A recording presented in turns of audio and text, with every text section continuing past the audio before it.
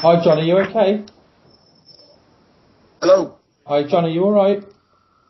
Yes, sir. How are you? I'm good, thank you. Just let you know, you're on with myself, Ray, from the MMA Mental. Yes, sir. Brilliant. We'll jump straight in. First of all, I just want to say a big thank you. Really appreciate you giving us your time to come on the show. We're excited to get you on. Oh, I appreciate you guys having me on. Well, we'll talk a little bit about since your time on Ultimate Fighter, and then we'll go back a little bit further and find out a bit about you before then. So, can you talk to us a little bit about the Ultimate Fighter and how did it come about that you were called up for the show? They obviously announced that they were doing 135, 145 partners for the show, and I felt like it was a good opportunity for me. I thought I could compete at the highest level. Was waiting for my break to get in the UFC, anyways, and so luckily a few sponsors helped me out, got me a flight and some hotels, and got me out to Newark, New Jersey for the tryouts.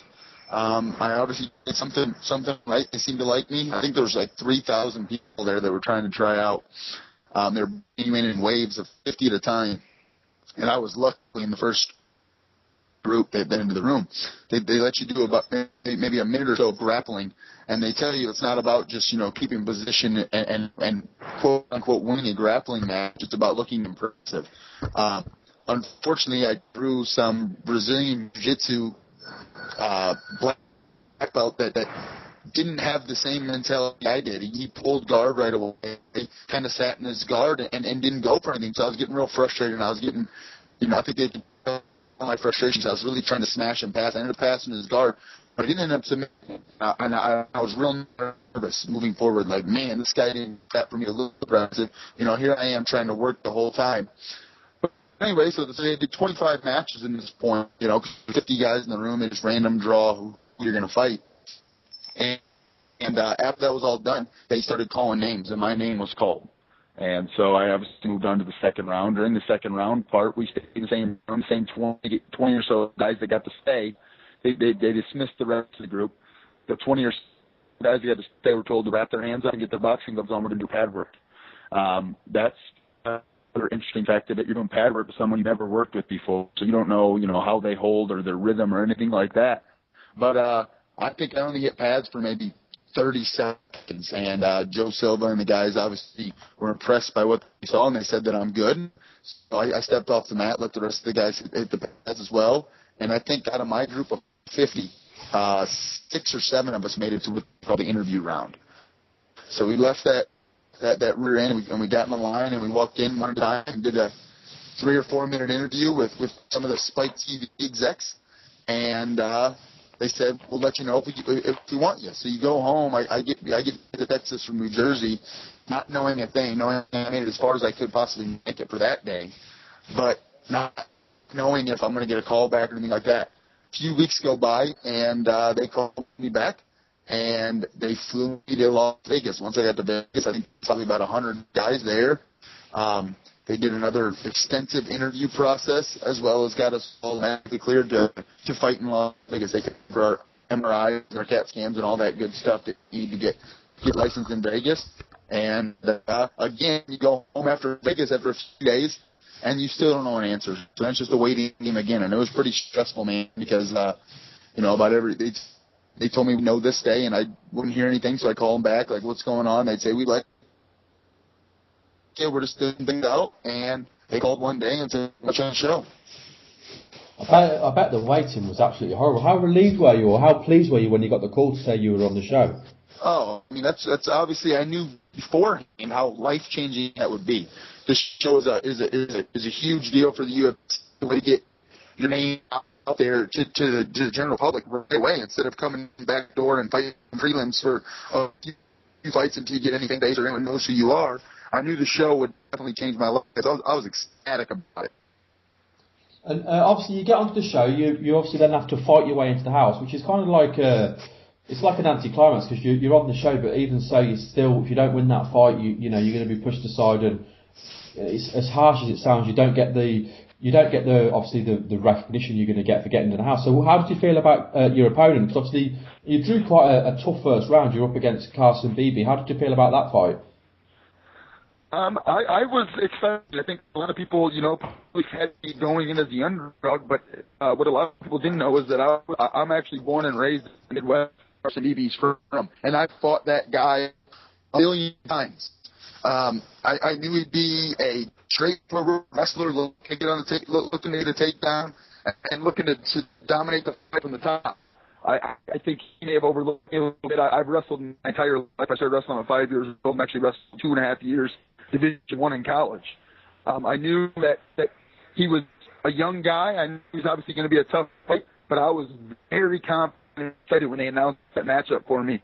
I thought it fell perfectly into my fight style. I knew exactly what he was going to do. He was going to head over and right and come forward. I let him walk into that uppercut the one time. I rocked him, and he took a bad shot, and I ended up hitting the choke and putting him away. So I was really excited about the fight, and see the outcome. I was ecstatic. I knew that this is it. I'm locked in the house for the next 6 weeks. I didn't realize what that would entail, but I was excited to make. That's when I finally felt like I made the show. Like you said, if you lose that fight, really you get no recognition. You get beat up on TV tonight, and everyone forgets about it. Yeah, it was certainly, in a way, it's probably the most important fight on the show, just to get in there and get the experience, to get your name out there and get to train with the coaches. How did you find? How did you feel about the two coaches that were announced, which were obviously Michael Bisping and Jason Miller? How did you feel about them two as coaches? To be real honest, man, I wasn't as excited going in knowing who the coaches were. I just wasn't a big Bisping fan. I'm actually more of a fan now than I was at the time. And May and Miller, I thought that, just kind of that bully beatdown persona that he put on was kind of, I don't know, not my style. So I wasn't excited about either of them. Since then, I've seen Bisping fight some tough fights. He's definitely gained a lot of respect for me. I think he's one of the top 185 pounders in the world now. But obviously, I'm a little better him being my coach. And while I was on the show, I say one thing: he was there for the right reasons. He was definitely there for us guys. He's got a good heart. If you get the ball, he's made some bad decisions since then. It's kind of sad to think about, man, where his life's at now. But I wish the best for him. And like I said, while I was there, man, Mayhem Miller he was a blessing to have. I truly felt like he was there for the right reasons, us guys, and I couldn't ask for a better coach. His assistant coaches were phenomenal. He brought in my opinion, probably the best coaching staffs of Ultimate Fighter history. It's a shame because obviously I watched the show as a fan, and he came across really, really well on the show. And obviously I'm from the UK, so I am a fan of Bisping, and I know he kind of plays the villain. But yeah, I thought Miller came across well, but it's just a shame that he's obviously had some bad times since that show, isn't it?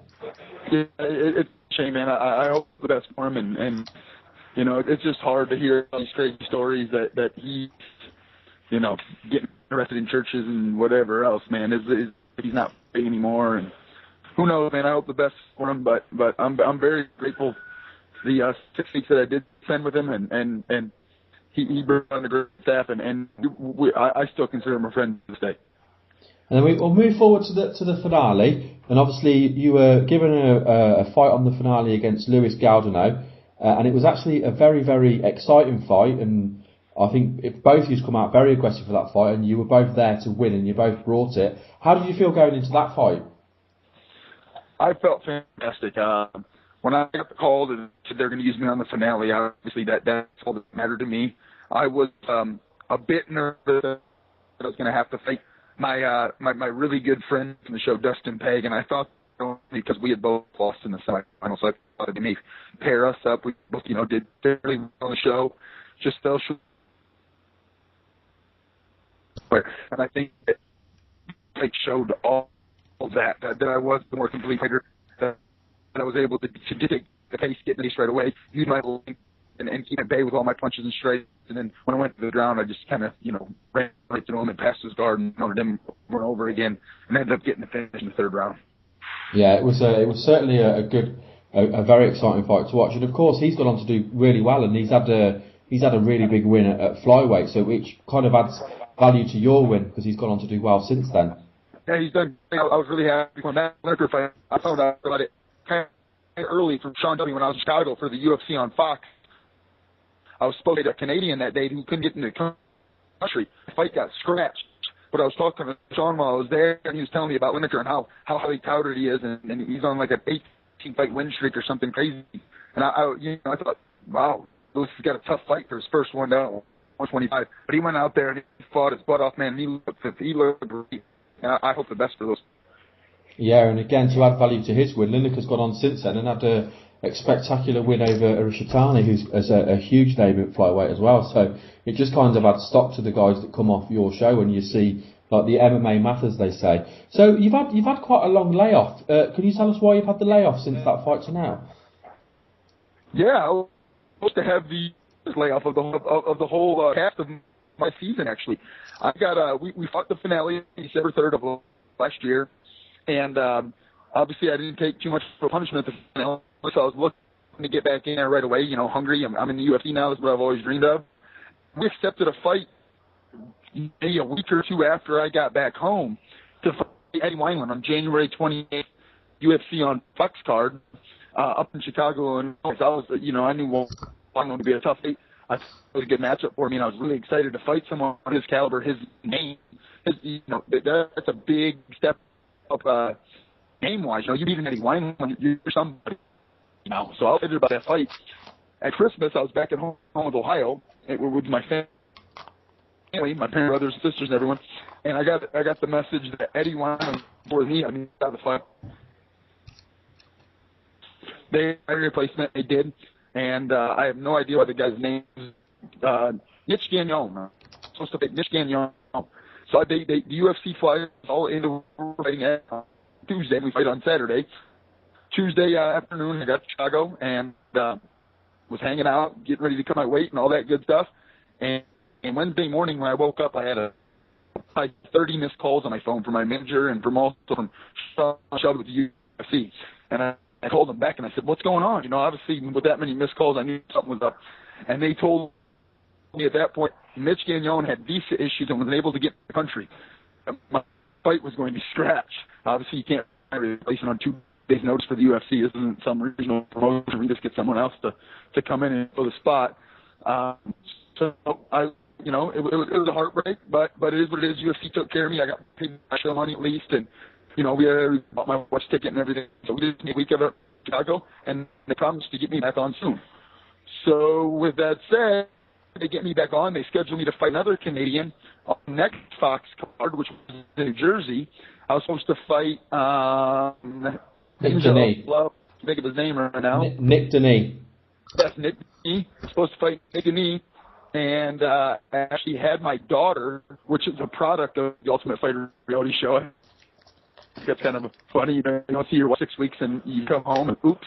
So I had my daughter the week before Easter and was doing an extra workout that Saturday, the day before Easter. I was doing an extra workout with my Thai boxing coach just because I missed a few days being in the hospital having a baby. And that workout ended up tearing my MCL. Had to pull out of the fight. If it's fighting foreign guys, fighting Canadians, or fighting on the Fox cards, but it's bad luck for me, man. I had to pull out.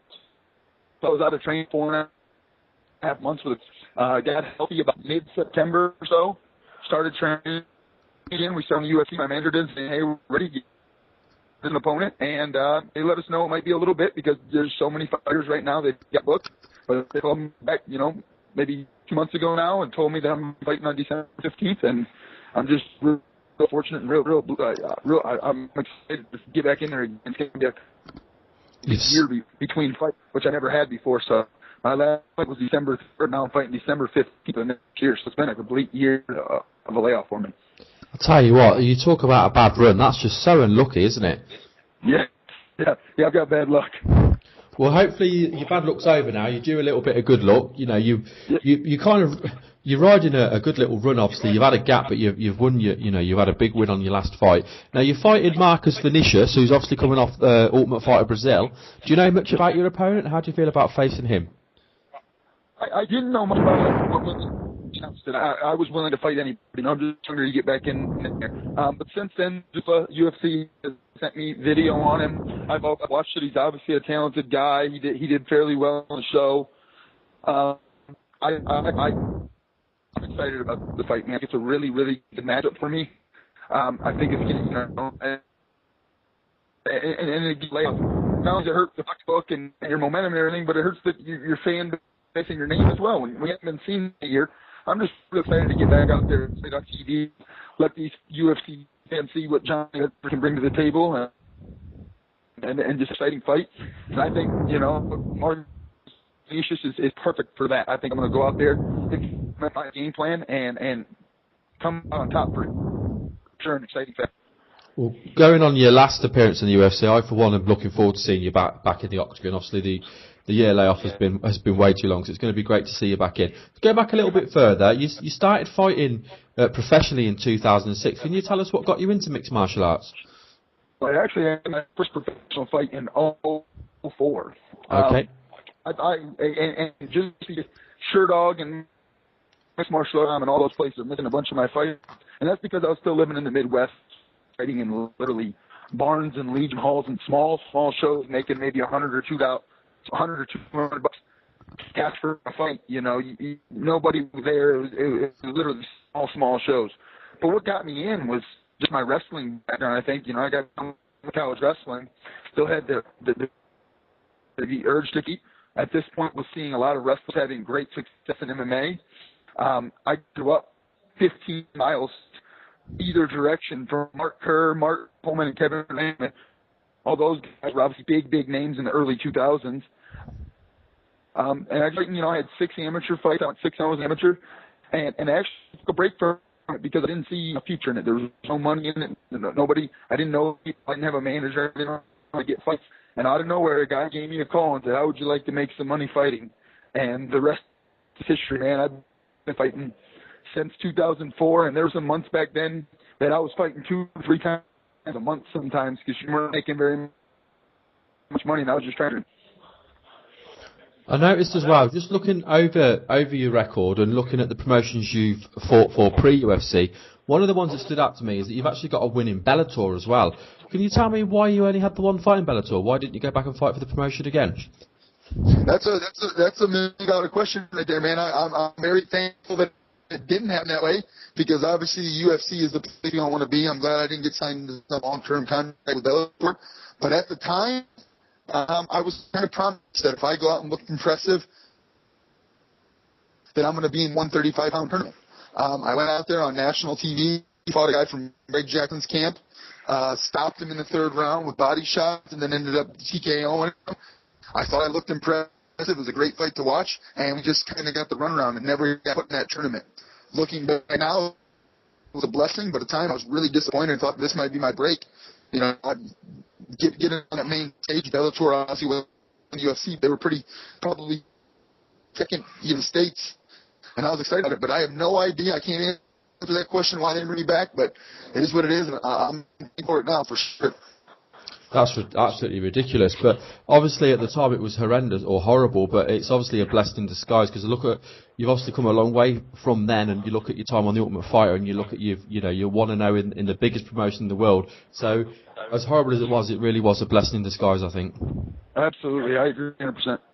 Well, just before we let you go, I just want to obviously say a big thank you for coming on the show. I know we talked to you a couple of weeks ago on Twitter about coming on, so I'm glad we finally managed to get it sorted out. I was looking forward to speaking to you. Do you want to give any shout-outs, any friends, family, any sponsors, and also let people know how they can contact you on Facebook and Twitter?